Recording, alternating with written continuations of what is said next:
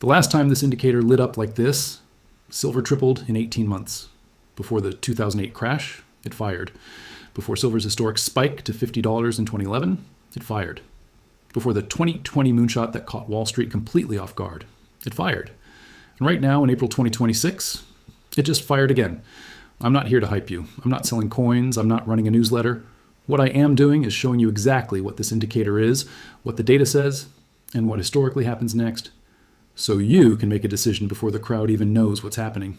Stay with me for the next 9 minutes, because if you've ever thought about owning silver, or you already do, this is the most important video you'll watch this year. And I say that not to grab your attention. I say that because the data, the history, and the macro environment are all pointing in the same direction at the same time. That is rare. And when it happens, the people who are paying attention are the ones who win. So let's get into it. What is this indicator, and why does it matter so much? It's called the gold to silver ratio. And most people either don't know what it is, or they wildly misunderstand it. The ratio simply measures how many ounces of silver it takes to buy 1 ounce of gold. Right now, that number sits above 88. Let that sink in for a second. It takes 88 ounces of silver to buy just 1 ounce of gold. Now you might be thinking, okay, so what? What does that number actually mean in the real world? Here's what it means. Historically, and I mean going back over 100 years, whenever this ratio climbs above 80, silver doesn't just recover, it explodes.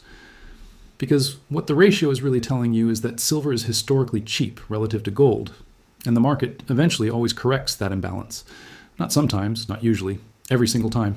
The historical average of this ratio over the past century sits somewhere between 50 and 60. Right now, we are at 88. That is not a small deviation. That is a massive, screaming, flashing signal that silver is deeply undervalued relative to where it has historically traded against gold. And when mean reversion kicks in, and it always does, the move in silver can be breathtaking. Let me walk you through the history so you can see this with your own eyes. In 2003, the ratio hit 80. Over the next 8 years, silver went from under $5 an ounce to nearly $50. That is a 900% move. People who understood the ratio and positioned early retired on that trade.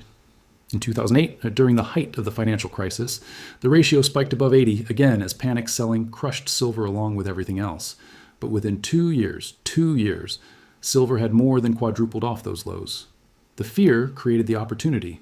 The ratio told you exactly when to act. In March 2020, the ratio hit an all-time record, above 120, when COVID panic sent investors fleeing from everything and running to cash. Silver got absolutely decimated. But within just 5 months, silver had nearly tripled. It was one of the fastest, most violent precious metals recoveries in modern history. The people who bought when the ratio was screaming, "Silver is on sale," made fortunes. The people who waited until silver was on the news bought near the top. Every single time, 2003, 2008, 2020, this ratio has screamed, "Silver is dirt cheap." Silver has answered, and today we are sitting at 88, deep in the danger zone for those on the wrong side, deep in the opportunity zone for those who understand what this number means. But here is what makes this particular moment genuinely different from those previous setups. It is not just one indicator firing, it is a full convergence of multiple powerful forces. And that kind of alignment only happens once or twice in a decade. Let me break each one down for you. The first force is central bank gold buying. Central banks around the world are buying gold at the fastest pace since the 1960s. Countries like China, India, Poland, and Turkey have been accumulating gold aggressively, not just as a reserve asset, but as a deliberate move away from dollar dependence. Now, here is why that matters for silver. When central banks stack gold aggressively, silver has historically followed with more volatility and more upside percentage-wise. Gold tends to lead. Silver tends to follow, harder and faster. So if central banks are signaling something with their gold buying, silver is where the leverage lives. The second force is industrial demand, and this one is genuinely unlike anything we have seen before in the history of this metal. Solar panels, electric vehicles, AI data centers, semiconductor manufacturing, medical devices. Every single one of these industries runs on silver. Not gold, not copper, silver. We are not just talking about a monetary metal sitting in a vault somewhere. Silver is now a mission-critical industrial commodity, and the supply cannot keep up with the demand curve we are heading into. Think about what is happening in solar alone. The world is building out solar energy at a scale that was unimaginable just 10 years ago. Each solar panel uses silver paste as a conductor. Millions of panels, hundreds of millions planned. The Silver Institute projects that solar alone could consume over 200 million ounces of silver annually within the next few years. That is roughly 20% of total global mine supply, consumed by a single industry. And that is before you even factor in EV batteries, 5G infrastructure, and the explosion of AI hardware that runs on silver-dependent chips. Meanwhile, silver mine supply has been essentially flat for years. You cannot just flip a switch and open new mines. It takes years of permitting, investment, and development. The supply side is structurally constrained at the exact same moment that demand is structurally accelerating. That is not a temporary imbalance. That is a long-term structural deficit. And markets price in structural deficits, eventually and violently. The third force is the macro environment. The US dollar is under serious structural pressure. The national debt has crossed levels that were previously unthinkable. De-dollarization is accelerating across the global south. Countries that once held dollars as their primary reserve are quietly diversifying into hard assets. Real interest rates, despite everything the Fed has done, remain historically distorted. And when you have that kind of monetary instability as the backdrop, hard assets like gold and silver have always been where capital runs for protection. When you stack central bank buying, record industrial demand, a supply deficit, dollar pressure, and a gold to silver ratio at 88, you are not looking at a speculative trade. You are looking at a generational macro setup, the kind that comes along maybe twice in a lifetime. Now, I want to talk directly to the skeptics watching this, and I respect the skeptics. You are probably thinking, okay, but people have been talking about silver's big moment for years, and it keeps disappointing. Where's this legendary silver explosion everyone keeps promising? That is a completely fair pushback, and here is my honest answer. Silver is not like a growth stock. It does not drift higher slowly and steadily. Silver has a very specific and very predictable personality. It consolidates for long periods, sometimes frustratingly long, and then it moves fast, hard, and violently to the upside. The 2020 move happened in 5 months. The 2010-2011 move happened in less than 8 months from the point of breakout. If you're not in position before the move begins, you miss the majority of the gains. Because by the time CNBC is running silver segments, and your neighbor is asking you how to buy coins, the easy money is already gone. The ratio is your early warning system. That is the entire point of watching it. It tells you when silver is historically mispriced. It tells you when the setup is building before the crowd arrives. Right now, at 88, it is telling you exactly that. So what do you actually do with this information? That depends entirely on your situation, your risk tolerance, and your time horizon. I am not a financial advisor. This is not financial advice. Do your own research and consult a professional.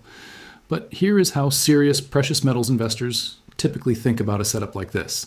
Physical silver is the foundation. Coins, bars, rounds, whatever form suits you. No counterparty risk, no paper promises, no broker between you and the metal, just the asset itself. If the ratio normalizes even partially back toward its historical average of 60, the math on physical silver from today's prices is compelling.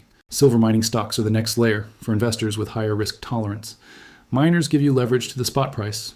When silver moves 30%, a quality, well-run miner can move 80 or even 100%. That leverage works in both directions, so it is absolutely not for everyone. But for investors who understand the risk profile, quality miners in this macro environment can generate extraordinary returns. Silver ETFs and streaming companies exist for those who want exposure without the logistics of physical storage.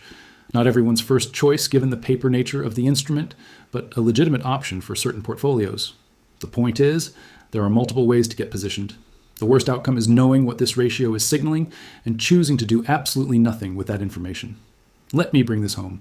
The gold to silver ratio has been one of the most reliable macroeconomic signals in financial history, not because of magic, not because of some secret formula, but because it reflects deep fundamental truths about monetary cycles, industrial supply and demand, and human behavior. When silver gets this cheap relative to gold, capital flows back into it. That is not a theory. That is the documented, repeatable historical record across multiple decades and multiple economic cycles. Right now, the ratio is at 88. Industrial demand is at record levels and accelerating. Central banks are loading up on gold at generational pace. The dollar is structurally weakened. Mine supply cannot keep up with demand. And the mainstream financial media still isn't paying attention. I have shown you the indicator. I have shown you the history. I have shown you the three converging forces that make this setup unique. What you do next is completely your decision. But if this ratio drops back towards 60, which is where it has historically returned every single time, silver at today's prices would need to move dramatically to close that gap. You do the math. The indicator is fired. The only question is whether you are going to be the person who acted on the data or the person who watches the replay 6 months from now wishing they had. If this gave you value, share it with one person who needs to see it.